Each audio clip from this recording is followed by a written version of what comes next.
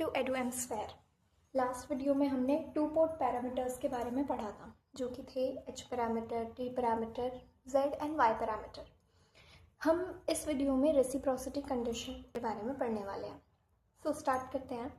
Reciprocity condition: two port network is said to be reciprocal if the ratio of the excitation to response is invariant to an interchange of the position of the excitation and response in the network। क्या कह रहा है कि two port networks को हम तब reciprocal कहते हैं अगर उनके एक्साइटेशन और रिस्पॉन्स का जो रेशियो है वो इनवेरिएंट है। इनवेरिएंट मतलब चेंज नहीं कर रहा। कब चेंज नहीं कर रहा? Interchange of the positions of the excitation and response in the network. जब हम उन दोनों नेटवर्क में एक्साइटेशन और रिस्पॉन्स की जो पोजीशन है वो चेंज करते हैं। एक्साइटेशन क्या होता है? जैसे हमने पढ़ा था, इसमें 4 वेरिएबल्स होते हैं, V1, I1, V2, I2। तो इसको जो इनपुट वोल्टेज इनपुट करंट में बोल रही थी, आउटपुट वोल्टेज आउटपुट करंट, तो ये जो V1, I1 होते हैं ये हमारी एक्साइटेशन स्टेट होती है, एंड V2, I2 जो होती है वो हमारी रिस्पॉन्स स्टेट होती है। एक्साइटेशन हम प्रोवाइड करते हैं, यानी कि हम इनपुट दे रहे हैं। रिस्पॉन्स हमें प्रोवाइड मतलब हमें मिलता है, यानी कि वो आउटपुट पोर्ट।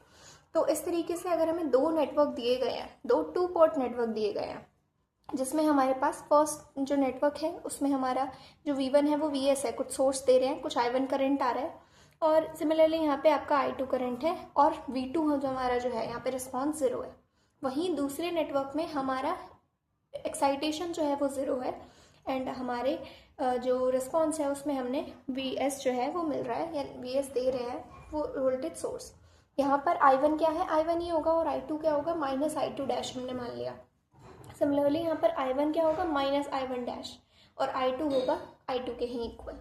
तो अब अगर इन दो नेटवर्क को रेसिप्रोकल होना है तो हमें क्या बोला था कि जो एक्साइटेशन का टू रिस्पॉन्स का रेशियो है वो इनवेरिएंट होना चाहिए, यानी कि Vs upon I1 dash is equals to Vs upon I2 dash. Vs ये एक्साइटेशन डिवाइडेड बाय जो हमको यहाँ पे ये चेंज मिल रहा है I1 dash equals to Vs upon में I2 डैश। Vs कैंसिल हो जाएगा, हमें क्या मिल जाएगा? I1 dash is equals to I2 dash. तो ये हमारी रेसिप्रोसिटी कंडीशन होती है for any two port network.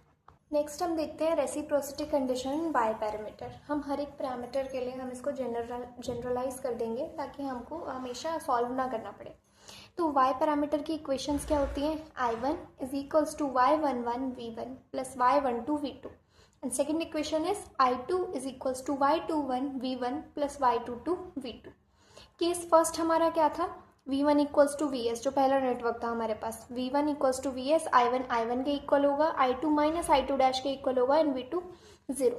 अब ये कंडीशन हमने सेकेंड इक्वेशन में पुट कर दी, जो कि थी ये I2 is equals to y21 v1 plus y22 V2। तो यहाँ पर I2 किसके इक्वल है? माइनस I2 डैश के, तो मैंने यहाँ पर लिखा minus I2 dash equals to y21 into में V1 की वैल्यू क्या है? Vs, प्लस y22 इंटू में V2 की वैल्यू है 0, तो ये पुट कर दिया। ये पूरा क्या हो जाएगा? आपका 0 हो जाएगा। अब क्या बचा हमारे पास? हम यहाँ से वैल्यू निकालेंगे I2 डैश की। ये नेगेटिव साइन हमने राइट हैंड साइड में भेज दिया। हमारे पास I2 डैश की वैल्यू क्या आ गई? Minus y21 Vs। ये हमारी पहली इक्वेशन हमने सपोज कर लिया। सिमिलरली हम क्या करेंगे? सेकंड जो नेटवर्क की कंडीशन थी, जब हमारा V1 0 था और I1 माइनस I1 डैश था, और I2 ही रहेगा, एंड V2 Vs है। ये वाली कंडीशन हमने इसमें पुट करी, फर्स्ट इक्वेशन में पुट करी, जो कि है I1 is equals to y11 v1 plus y12 v2। तो I1 की जगह पर आ गया minus I1 dash equals to y11 v1 की वैल्यू क्या है? 0, तो 0 पुट कर दिया, प्लस y12 इंटू में V2 की जगह क्या आ जाएगा? Vs। तो ये पूरे टर्म क्या हो गया? 0 हो गया। बचा क्या हमारे पास? ये इक्वेशन जहाँ पे मैंने इस माइनस साइन को राइट हैंड साइड पर भेज दिया। तो I1 dash is equals to minus y12 into में Vs। तो ये हमारी दो वैल्यूज आ गई, किसकी? I2 डैश और I1 डैश की। अब हमने पढ़ा था कि अगर सर्किट को रेसिप्रोकल होना है तो I2 dash should be equals to I1 dash. तो I2 डैश की वैल्यू यहाँ से देखो, इक्वेशन फर्स्ट थे वो क्या है? Minus y21 Vs। I1 dash की वैल्यू इक्वेशन 2 से माइनस y12 इंटू में Vs। यहाँ पे माइनस माइनस कैंसिल हो जाएगा, Vs कैंसिल हो जाएगा, हमारे पास क्या आ गया? y21 इंटू में y12। ये मैंने आपको बताया भी था कि हमारी y12 और y21 की वैल्यूज जब सेम होती हैं इसका मतलब है कि ये रेसिप्रोकल कंडीशन है। तो रेसिप्रोकल कंडीशन में क्या होगा कि y पैरामीटर्स में y21 y12 के इक्वल होगा। तो कोई भी अगर आपको नेटवर्क दिया है, वहाँ पर आपको बोला क्वेश्चन में कि आप y पैरामीटर निकालो, z पैरामीटर निकालो, उसके बाद बताओ कि जो नेटवर्क है वो रेसिप्रोकल है या नहीं, तो मुझे देखते के साथ ही पता चल जाएगा कि मैंने y पैरामीटर निकाला, y21 y12 के इक्वल है। दैट मीन्स कि जो मेरा सर्किट है, जो गिवन नेटवर्क है, वो क्या है, रेसिप्रोकल है। नेक्स्ट देखते हैं reciprocity condition in z parameter. तो z पैरामीटर की इक्वेशंस क्या आती है हमारे पास कि v1 is equals to z11 i1 plus z12 i2, whereas v2 is equals to z21 i1 plus z22 i2। पहला केस क्या था हमारा, v1 vs के इक्वल है और v2 0 है and i2 is equals to minus i2 dash. अब ये जो है ये मैंने पुट कराई है फर्स्ट इक्वेशन में, जो कि ये गिवन है, v1 is equals to z11 i1 plus z12 i2। तो v1 की वैल्यू क्या है, vs, तो मैंने vs लिख दी, i1 की वैल्यू i1 ही है, वही लिख दिया। फिर जो i2 की वैल्यू है वो क्या है, माइनस i2 डैश, वो मैंने पुट कर दिया।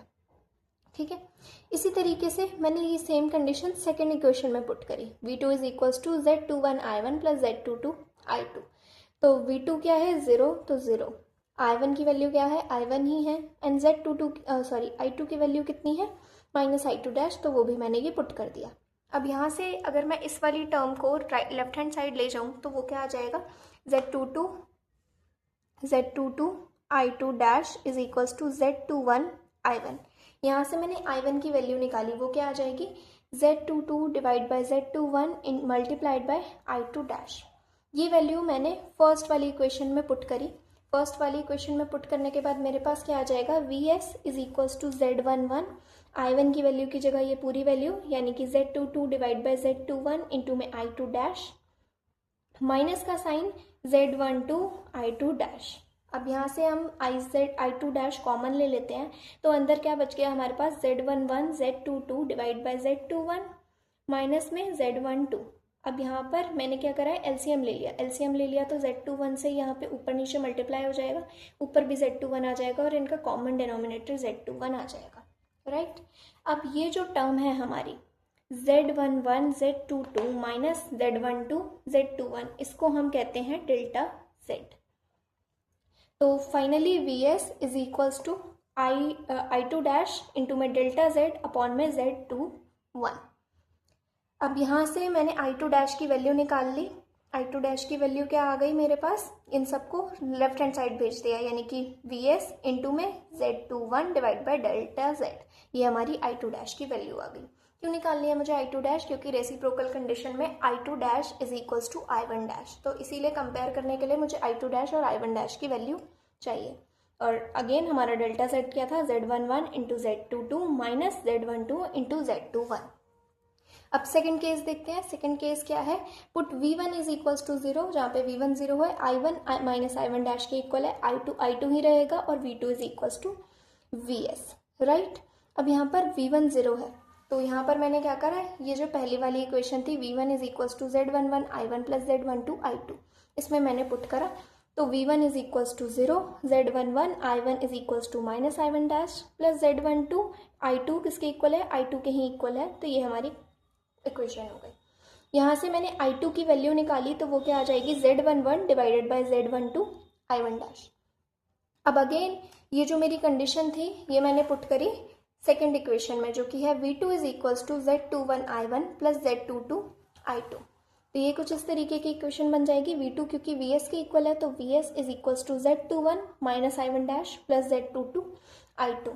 यहाँ पर मैंने ये जो है माइनस साइन बाहर ले लिया, तो vs is equals to minus z21 i1 plus यहाँ पर i2 की जगह पर मैंने ये वैल्यू पुट कर दी, तो ये क्या आ गया, z22 पहले से था, i2 की वैल्यू में z11 डिवाइडेड बाय z12 और मल्टीप्लाइड बाय i1 डैश।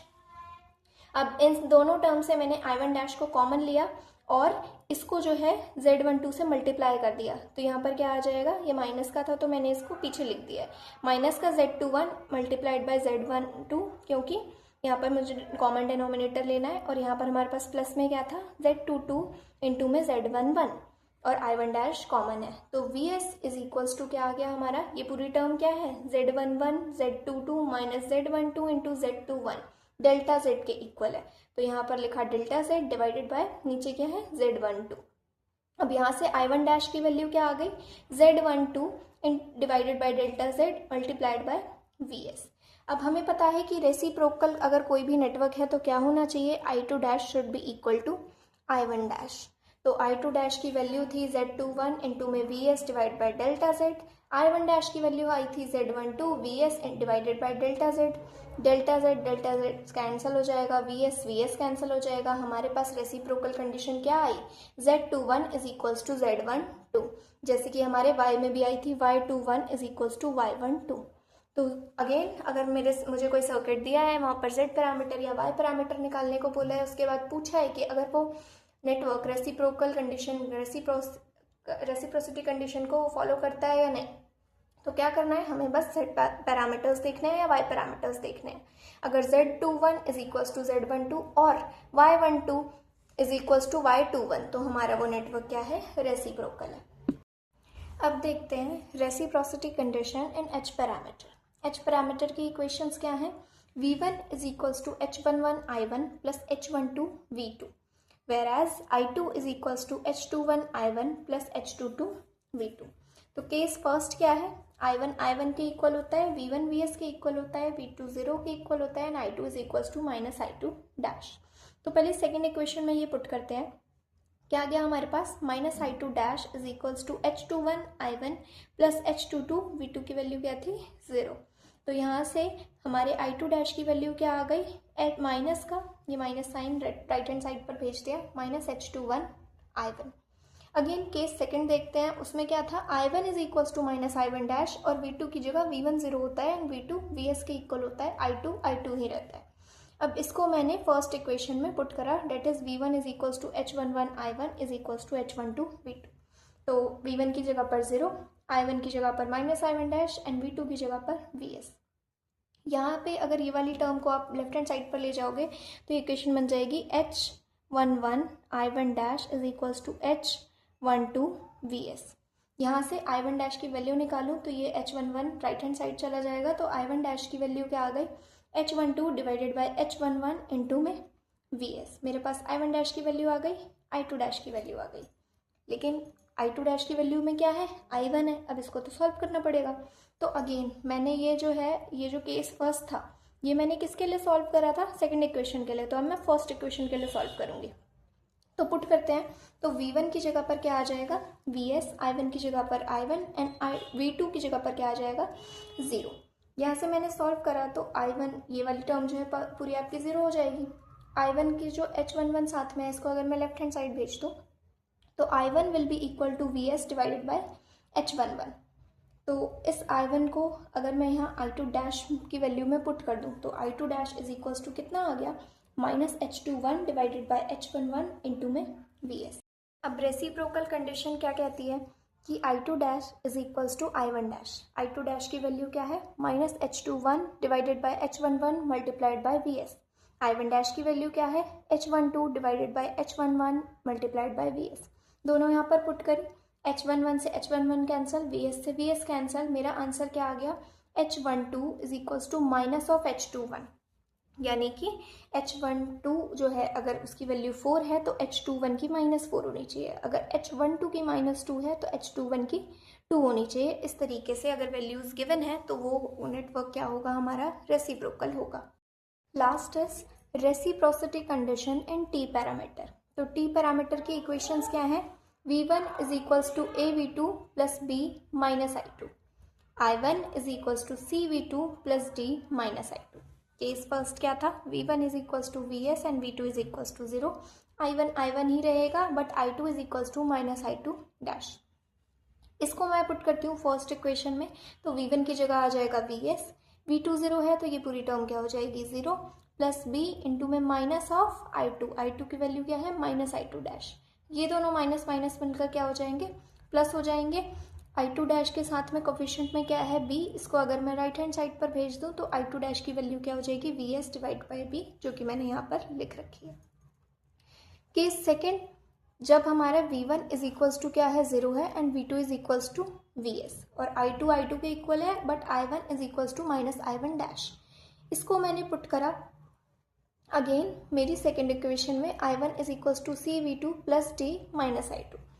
तो I1 is equals to minus I1 dash is equals to C, V2 की वैल्यू क्या है VS प्लस D इंटू में I2 की वैल्यू क्या है माइनस I2, सॉरी I2 की वैल्यू I2 ही है, यहाँ पर माइनस का साइन फॉर्मूले में ही आता है। तो इसको हमने किस में पुट करा था, सेकंड इक्वेशन में। अगर अगेन इसको हम फर्स्ट इक्वेशन में पुट करें तो ये हमारी वैल्यू आएगी V1 is equals to AV2 plus B minus I2। तो V1 की वैल्यू क्या है 0, V2 की वैल्यू क्या है VS एंड I2 की वैल्यू अगेन I2 ही है, तो B माइनस I2। यहाँ पे अगर मैं इस B माइनस I2 को लेफ्ट हैंड साइड ले जाऊँ तो ये कुछ इस तरीके का आएगा, BI2 is equals to AVS। यहाँ से I2 की वैल्यू क्या आ गई, A divided by B into में VS। तो I1 ये जो हमारी फर्स्ट इक्वेशन थी इसमें मैं I2 की जगह पर ये वैल्यू पुट करूँगी। तो I1 डैश, अब ये माइनस कहाँ चला गया, तो मैंने बेसिकली इनका ना इसको राइट हैंड साइड भेज दिया, इसको लेफ्ट हैंड साइड भेज दिया है। तो ये, या फिर पूरी इक्वेशन को आप नेगेटिव से मल्टीप्लाई कर दो तो माइनस माइनस प्लस हो जाएगा, ये वाला माइनस का था तो ये प्लस का आ जाएगा, ये पॉजिटिव था तो ये नेगेटिव हो जाएगा। अब I1 dash is equals to DI2 minus CVS। Again I2 की वैल्यू मैंने यहाँ पे पुट करी तो ये क्या आ गया, DA divide by BVS minus CVS।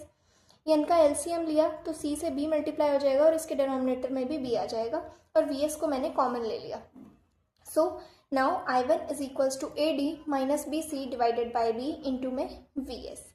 अब I2 डैश हमें पता है कि रेसिप्रोकल कंडीशन के लिए क्या होता है, I2 dash should be equals to I1 dash. तो I2 डैश की वैल्यू क्या आई थी हमारे पास, यहाँ पर VS डिवाइड बाय B।